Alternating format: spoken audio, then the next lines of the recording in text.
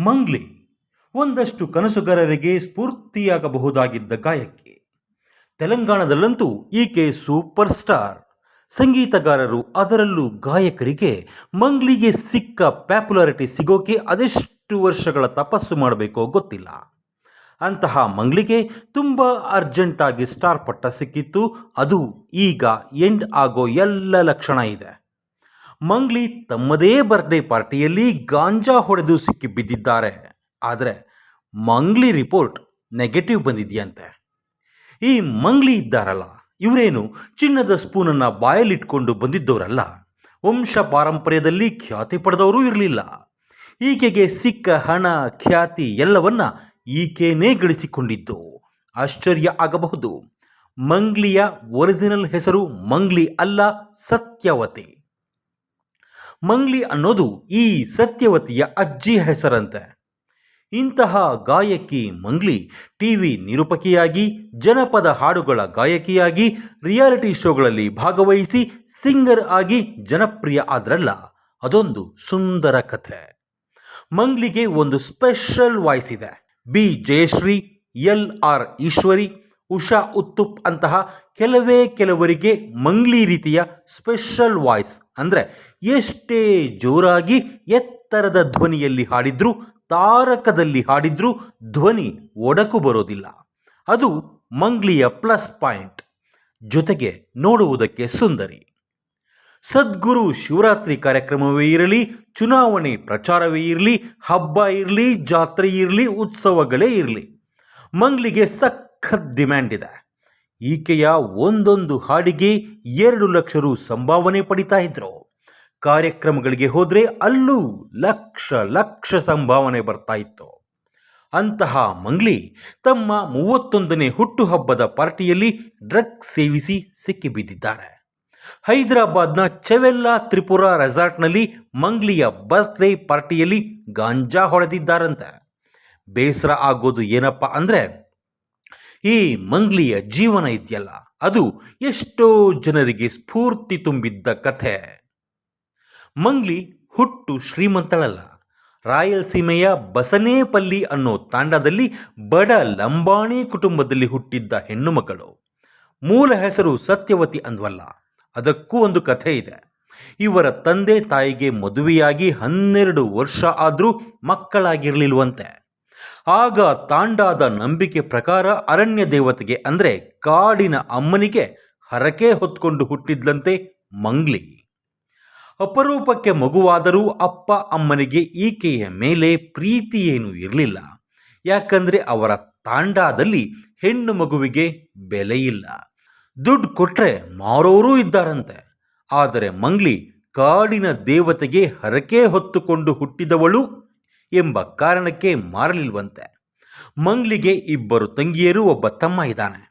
ಹಾಡೋದು ಲಂಬಾಣಿಗಳ ರಕ್ತದಲ್ಲಿಯೇ ಇರುತ್ತೆ. ಒಮ್ಮೆ ವಿದೇಶಿ NGO ಟೀಮ್ ಒಂದು ಬಂದಾಗ ಬಾಲಕಿ ಮಂಗ್ಲಿಯ ಹಾಡು ಇಷ್ಟವಾಯ್ತಂತೆ. ಅದಾದ ಮೇಲೆ ಮಂಗ್ಲಿಯ ಶಿಕ್ಷಣದ ವ್ಯವಸ್ಥೆಯನ್ನೆಲ್ಲ ಆ NGOದವರೇ ನೋಡ್ಕೊಂಡ್ರಂತೆ.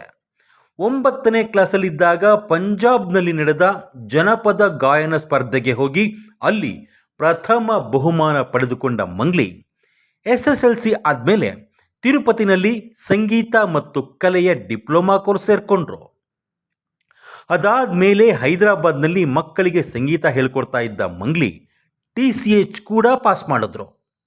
ಸರ್ಕಾರಿ ಶಾಲೆ ಟೀಚರ್ ಆದರೆ ಸಾಕು, ಜೀವನ ನೆಮ್ಮದಿ ಅನ್ನೋಂತಿದ್ದ ಮಂಗ್ಲಿ ಖ್ಯಾತ ಜನಪದ ಗಾಯಕ ಭಿಕ್ಷು ನಾಯಕ್ ಅವರ ತಂಡ ಸೇರ್ಕೊಂಡ್ರು.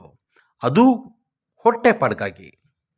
ಆ ಟೀಮ್ನವರು ವಿ ಚಾನಲ್ನ ಕಾರ್ಯಕ್ರಮವೊಂದಕ್ಕೆ ಮಂಗ್ಲಿಯನ್ನು ಕಳಿಸಿಕೊಟ್ಟಂತೆ. ಅಲ್ಲಿ ಮಂಗ್ಲಿ ಮಾತನಾಡೋ ತೆಲಂಗಾಣದ ಕಚ್ಚಾ ತೆಲುಗು ಭಾಷೆ, ಅವರ ಗಾಯನ, ಮಂಗ್ಲಿಯವರ ಲುಕ್ಕು ಚಾನಲ್ ಅಧಿಕಾರಿಗಳಿಗೆ ಹಿಡಿಸಿ ತಮಗಾಗಿ ಕಾರ್ಯಕ್ರಮ ನಿರೂಪಣೆ ಮಾಡಿಕೊಡಿ ಅಂತ ಕೇಳ್ಕೊಂಡ್ರು. ಅಲ್ಲಿಂದ ಮಾಟಕಾರಿ ಮಂಗ್ಲಿ ಅನ್ನೋ ಹೆಸರಿನ ಕಾರ್ಯಕ್ರಮ ಶುರುವಾಯಿತು. ಬೆನ್ನಲ್ಲೇ ತೀನ್ಮಾರ್ ನ್ಯೂಸ್, ಜಬರ್ದಸ್ತ್ ನ್ಯೂಸ್, ಇನ್ನೂ ಕೆಲವು ಶೋಗಳನ್ನು ಮಾಡಿದ್ರು. ಮಾಡಿದ ಎಲ್ಲ ಶೋ ಸೂಪರ್ ಡ್ಯೂಪರ್ ಹಿಟ್ ಆಯಿತು. ಅದೇ ಸಮಯದಲ್ಲಿ ತೆಲಂಗಾಣ ವಿಭಜನೆ ಚಳವಳಿ ಜೋರಾಗಿತ್ತು.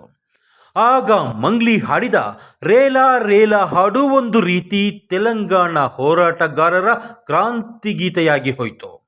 ಇದೇ ಕಾರಣಕ್ಕೆ ತೆಲಂಗಾಣ ಸ್ಥಾಪನಾ ದಿನದಂದು ಸಿ.ವಿ. ಚಂದ್ರಶೇಖರ್ ರಾವ್ ಅವರು ಮಂಗ್ಲಿಯಿಂದ ತೆಲಂಗಾಣ ಹಾಡು ಹಾಡಿಸಿದ್ರು. ಮಂಗ್ಲಿ ಹಾಡಿದ ಓರಕಲ್ಲು ಕೋಟನಡುಗು ಹಾಡು ತೆಲಂಗಾಣದ ರಾಜ್ಯಗೀತೆಯಂತಾಗಿ ಹೋಯಿತು. ಇದಾಗ್ತಾ ಇದ್ದಂತೆ ಜನಪದ ಹಾಡುಗಳನ್ನೇ ಸೀರಿಯಸ್ ಆಗಿ ತಗೊಂಡ ಮಂಗ್ಲಿ ಪ್ರತಿ ಹಬ್ಬಕ್ಕೂ ಹೊಸ ಹಾಡು ಹಾಡಿ ಯೂಟ್ಯೂಬಿಗೆ ಹಾಕ್ತಾ ಹೋದರು. ಆಗ ಮಂಗ್ಲಿಯವರ ಬೋನಾಲ ಪಾಠ ಭಾರಿ ಫೇಮಸ್ ಆಯಿತು. ಇಷ್ಟೆಲ್ಲ ಆಗಿ ಮಂಗ್ಲಿ ಮೊದಲ ಸಿನಿಮಾ ಹಾಡು ಹಾಡಿದ್ದು 2018ರಲ್ಲಿ ನಾಗಚೈತನ್ಯ ನಟನೆಯ ಶೈಲಜಾ ರೆಡ್ಡಿ ಅಲ್ಲುಡು ಸಿನಿಮಾದ ಟೈಟಲ್ ಸಾಂಗ್ ಹಾಡಿದ್ರು ಮಂಗ್ಲಿ. ಆಮೇಲೆ ಮಂಗ್ಲಿಗೆ ತೆಲುಗಿನಲ್ಲಿ ಅಲಾ ವೈಕುಂಠಪುರಂలో ಸಿನಿಮಾದ ರಾಮುಲೋ ರಾಮುಲ ಹಾಡು ದೊಡ್ಡ ಮಟ್ಟದ ಯಶಸ್ಸು ಕೊಡ್ತು. ಜಾರ್ಜ್ ರೆಡ್ಡಿಯ ಬುಲೆಟ್ ಹಾಡು, ಲವ್ ಸ್ಟೋರಿ ಸಿನಿಮಾದ ಸಾರಂಗಧರಿಯ, ಪುಷ್ಪ ಸಿನಿಮಾದ ಊಹು ಅಂಟಾವಾ, ವಿಕ್ರಾಂತ್ ರೋಣ ಸಿನಿಮಾದ ತೆಲುಗು ವರ್ಷನ್ ಎಕ್ಕಸಕ್ಕ ಹಾಡು ಎಲ್ಲವೂ ಫೇಮಸ್ ಆದವು. ಇನ್ನು ಕನ್ನಡದಲ್ಲಿ ದರ್ಶನ್ ಅವರ ರಾಬರ್ಟ್ ಸಿನಿಮಾದ ತೆಲುಗು ವರ್ಷನ್ ಕಣ್ಣೆ ಅದಿರಿಂದಿ ಹಾಡು ಸೂಪರ್ ಹಿಟ್ ಆಯಿತು. ಇದು ಕಣ್ಣ ಹೊಡೆಯಾಕ ಹಾಡಿದ್ಯಲ್ಲ ಅದರ ತೆಲುಗು ವರ್ಷನ್. ಅದಾದ್ಮೇಲೆ ಮಂಗ್ಲಿಗೆ ದೊಡ್ಡ ಯಶಸ್ಸು ಕೊಟ್ಟ ಕನ್ನಡ ಹಾಡು ಕಾಟೇರ ಚಿತ್ರದ ಪಸಂದಾಗವನೆ. ಹೀಗೆ ಒಂದರ ಹಿಂದೊಂದು ಹಿಟ್ ಕೊಡ್ತಾ ಇದ್ದ ಮಂಗ್ಲಿಗೆ ದುಡ್ಡು ಸೇರ್ತಾ ಇದ್ದಂತೆ ದಾರಿ ತಪ್ಪಿದ್ರ ಗೊತ್ತಿಲ್ಲ. ಬೆಳೆಯುತ್ತಾನೆ ಹೋಗ್ತಿದ್ದ ಜನಪ್ರಿಯತೆಯನ್ನೆಲ್ಲ ಒಂದೇ ಏಟಿಗೆ ಕಳ್ಕೊಂಡಿದ್ದಾರೆ ಮಂಗ್ಲಿ. ಗಾಂಜಾ ಹೊಡೆದಿರೋದು ಮೆಡಿಕಲ್ ರಿಪೋರ್ಟ್ನಲ್ಲಿ ಸಾಬೀತಾಗಿಲ್ಲ, ನೆಗೆಟಿವ್ ಬಂದಿದೆ ಅನ್ನೋ ರಿಪೋರ್ಟ್ ಬರ್ತಾ ಇದೆ. ಜಸ್ಟ್ ಒಂದೇ ದಿನದಲ್ಲೇ ಮಂಗ್ಲಿಯವರ ಪಾಸಿಟಿವ್ ಇದ್ದ ರಿಪೋರ್ಟ್ ನೆಗೆಟಿವ್ ಹೇಗಾಯಿತು ಅನ್ನೋದು ಅರ್ಥನೇ ಆಗ್ತಿಲ್ಲ. ಹಿಮಾಲಯಕ್ಕೆ ಏರುವ ಮಾರ್ಗದಲ್ಲಿ ಮಂಗ್ಲಿ ದಾರಿ ತಪ್ಪಿದ್ದಾರೆ ಅನ್ನೋದಂತೂ ಸತ್ಯ.